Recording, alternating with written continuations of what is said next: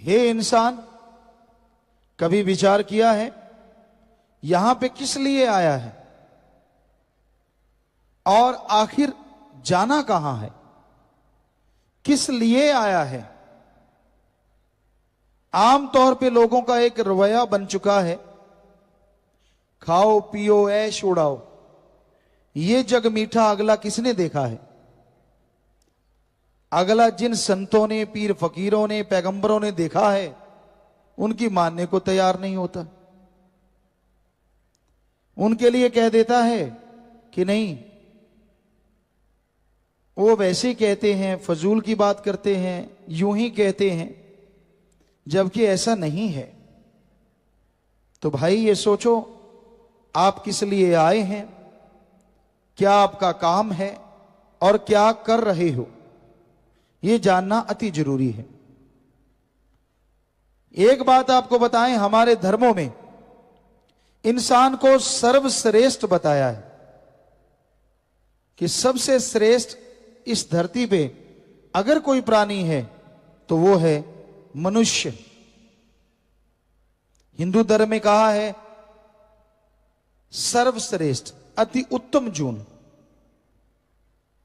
सरदार मुखिया जून। इस्लाम धर्म में बोला गया खुद मुख्तियार जून। सिख धर्म में कहा गया सर्वश्रेष्ठ सरदार मुखिया जून। और इंग्लिश फकीर भी यही कहते हैं कि इंसान जैसा कोई दूसरा नहीं। पर सोचने वाली बात है कि इंसान ऐसा क्या कर्म करता है जिससे कहा जाए कि वाकई जो गुरुओं ने, पीर पैगंबरों ने, ऋषि मुनियों ने कहा है वो सही है, कि वाकई इंसान जैसा कोई नहीं है। देखते हैं आदमी और जानवर, पशु पक्षी में क्या फर्क है। अगर निगाह मार के देखें तो पशु पक्षी भी खाते पीते हैं और जानवर भी खाता पीता है। फर्क मात्र इतना है, इंसान जब चाहे, जैसा चाहे वैसा खाने की कोशिश करता है, और जानवर पक्षियों को जब मिल जाए, जैसा मिल जाए, उसे खा के पेट भरने की कोशिश करते हैं। मकसद तो दोनों का एक ही है, मतलब तो दोनों का एक ही है, अपना पेट भरना, अपने लिए ताकत पैदा करना। तो घर परिवार जानवरों का घर होता है, घोंसले होते हैं पक्षियों के, उसी तरह आदमी का भी घर होता है। बाल बच्चे आदमी के, जानवर पक्षियों के भी होते हैं। फर्क क्या है? जीते जी जानवरों की मलमूत्र काम में आती है और मरने के बाद हड्डियां, चमड़ा सब काम आ जाता है। आदमी का जीते जी मलमूत्र संभालने में साइंटिस्ट लगे हुए हैं, कैसे संभालें, इतना बढ़ता जा रहा है। और मरने के बाद हड्डियां संभालने पे भी टैक्स लगता है। जाओगे वो पहले ही ले लेंगे, आजा आजा तू हमारा ग्राहक है, निकाल, कितने निकालेगा। तो हड्डियां समेटने में भी पैसा लगता है। तो इस लिहाज से देखें तो जानवर आगे हैं। पर शायद आदमी सोचे, साइंस में, विज्ञान में आदमी ने बहुत तरक्की करी है, सुख सुविधा के साधन बन गए हैं। तो साइंस ने कितनी तरक्की की है, गाड़ियां हैं, कारें हैं, क्या ऐसा पशु कर सकता है? ना जी ना, पशु नहीं कर सकता। पर आपको सुख सुविधा के साधन तो विज्ञान के नजर आ गए।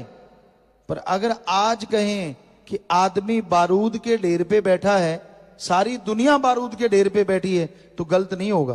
क्योंकि एटम, परमाणु, अणु, हाइड्रोजन जो बम बन रहे हैं, ऐसा खतरा जैसा आज आदमी को आदमी से है, क्या आदमी को पशु से हो सकता है? कभी नहीं हो सकता। सोच भी नहीं सकते पशु। तो फिर भी पशु आगे निकल गए, आदमी तो फिर पीछे रह गया। फिर धर्मों में क्यों कहा कि आदमी सर्वश्रेष्ठ है, अति उत्तम है, सरदार जून, मुखिया जून, सर्वश्रेष्ठ जून? क्यों? एक कारण है, आदमी इस मृत्युलोक में, इस घोर कलयुग में अगर चाहे तो भगवान को यहां वहां दोनों जहान में देख सकता है, जबकि पशु पक्षी चाहते हुए भी उसे नहीं देख सकते। आदमी को भगवान ने यह ताकत दी है, अगर भगवान का नाम जपे, जीते जी गम दुख दर्द चिंता बीमारियों से मुक्ति, मरने के बाद आवागमन से मुक्ति आदमी को मिल सकती है, जबकि देवी देवता को भी नहीं मिल सकती, पशु पक्षियों की तो बात छोड़ो। इसलिए आदमी को हमारे गुरुओं ने, ऋषि मुनियों ने, संत पीर पैगंबरों ने सर्वश्रेष्ठ कहा। अब आप खुद देख लो, क्या आदमी वाला काम करते हो? कभी भक्ति करते हो कि सारा दिन चुगली निंदा हथाई कर रहे हैं, इधर की उधर, उधर की इधर, इधर को उंगली लगाई लड़ दी, उधर के लगा दी? तो भाई ये कोई आदमियों वाले काम है?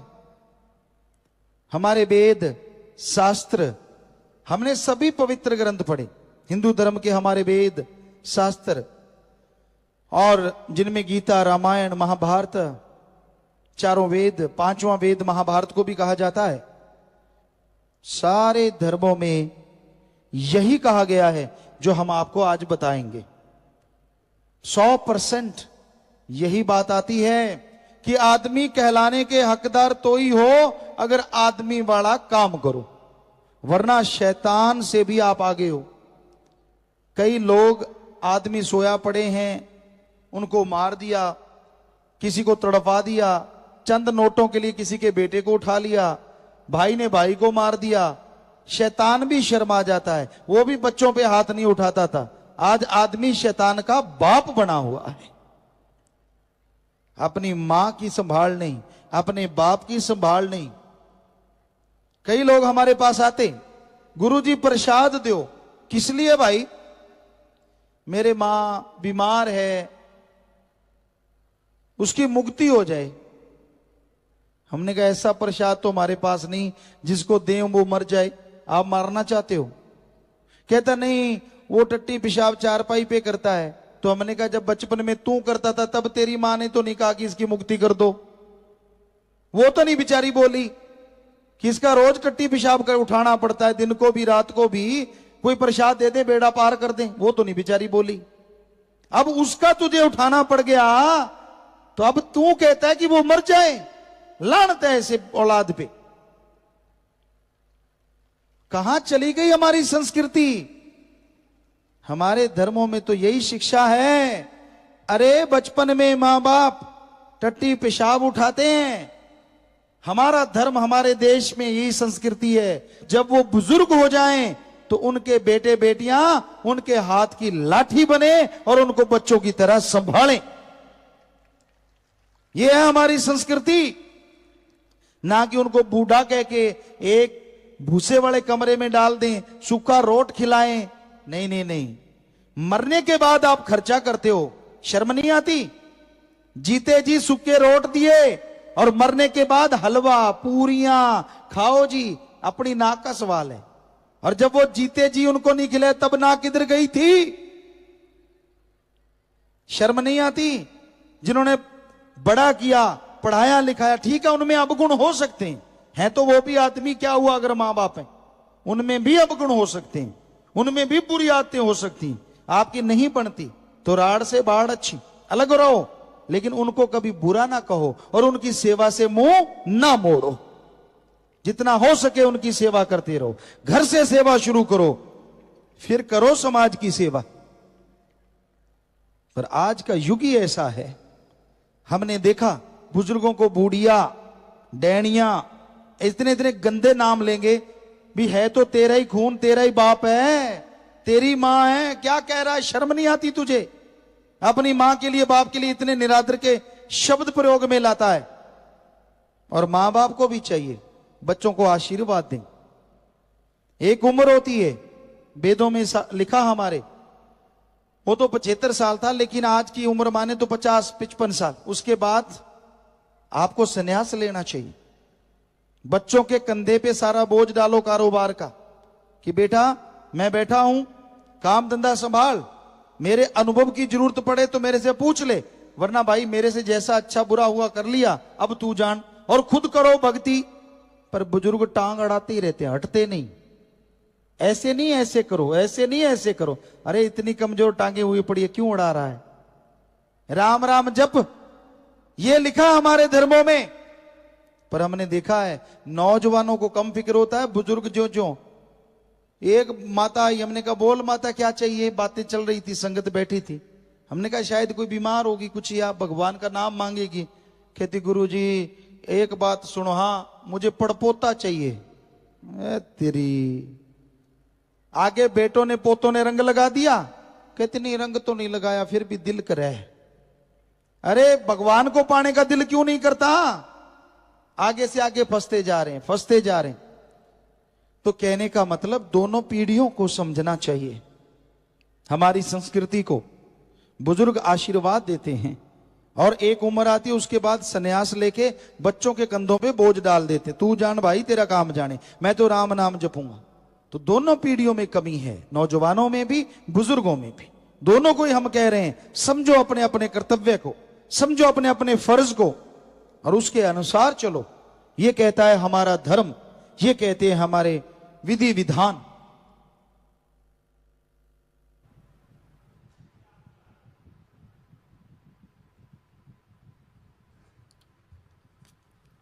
धन धन सतगुरु तेरा ही आसरा।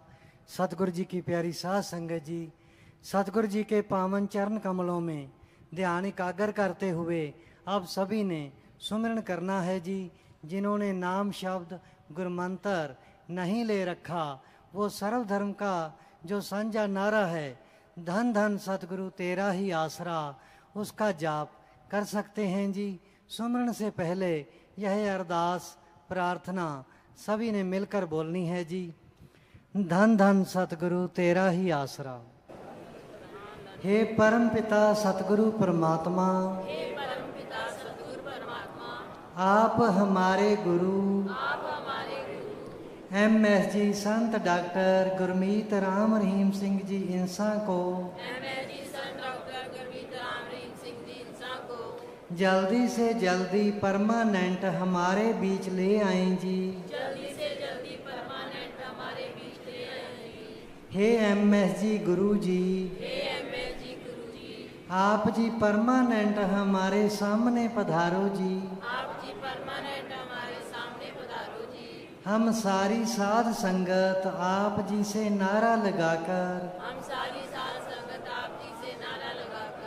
धन धन सतगुरु तेरा ही आसरा, ये वायदा करते हैं कि आप जी की हर सत्संग पर नशा व बुराइयां छुड़वाने के लिए व मालिक की भक्ति से जोड़ने के लिए एक एक प्रेमी 15 से 25 नए लोगों को लेकर आया करेगा। आप जी जो भी वचन हमारे सामने प्रत्यक्ष करोगे, हम उन्हें ही 100% मानेंगे जी। धन धन सतगुरु तेरा ही आसरा। अब सभी ने सुमरण करना है जी। धन धन सतगुरु तेरा ही आसरा।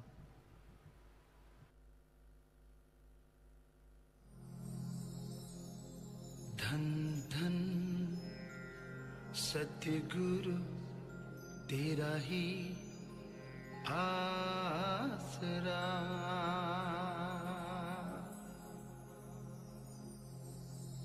धन धन सतगुरु तेरा ही आसरा।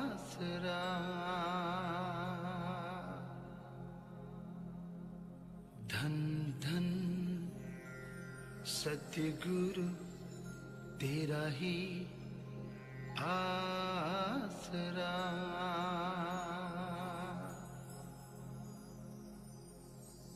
धन धन सतगुरु तेरा ही आसरा।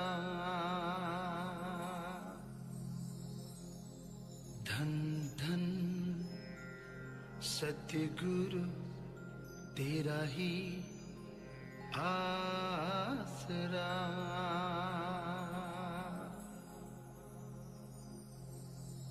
धन धन सतगुरु तेरा ही आसरा।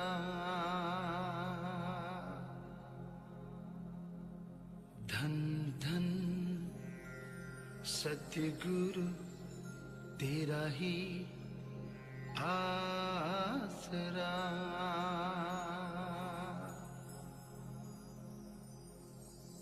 धन धन सतगुरु